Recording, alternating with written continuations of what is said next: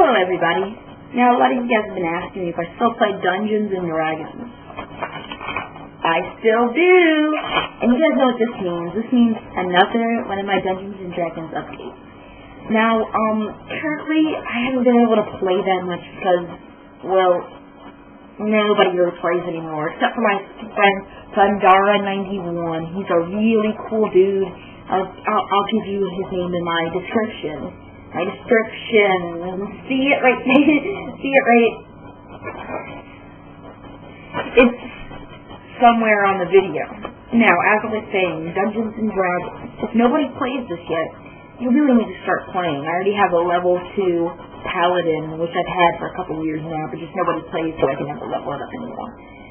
Now, the basic point of the game is you make a character, you roll some dice, and you drink Mountain Dew all day. Now, if you've been thinking about playing Dungeons and Dragons, there's a couple of things you're going to need. The first thing you're going to need is the player's handbook, or whatever you call it. I call it the book because it's a book, but you can call it the book if you want to sound more Dungeons and Dragons-like.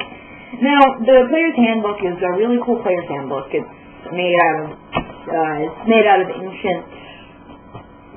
It's an ancient material. I think it's actually printed on runes somewhere on here.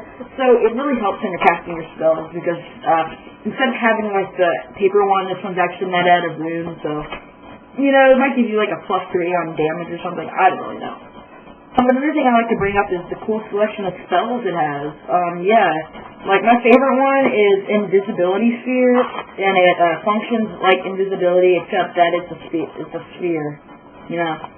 Another thing that I think is quite interesting about Dungeons & Dragons is that the dice is made out of real animal bones. I found this very interesting because when you're rolling the dice, you can actually feel the bones of the animal that you're slaying. It's just really realistic, much more realistic than, let's say, some online MMORPGs like World of Warcraft, for example. Because you can actually feel the animal bones as you're rolling them, and you can feel them crush. Another thing that's great about Guitar Hero is that the controller, the 5 buttons on there are actually closer together on the 360 version. So when you're playing, like, for example, what's a good song? Freebird, when you do the one guitar riff, it's actually a lot easier to scroll down and up.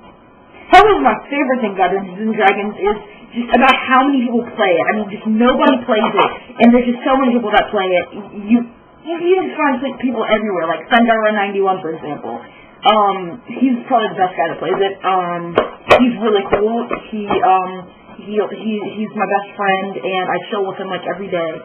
The cool person is Thundara91. How cool is he? He is just one really cool dude. I love Dungeons and Dragons, and I really recommend you to pick this game up, like off the shelf or something. Make sure you get some miniatures with it so you can really reenact what you do with it. I have my miniatures in my closet. I don't feel like getting them out now. But, yeah, I hate you. You're an idiot, and I'm going to punch you in the face.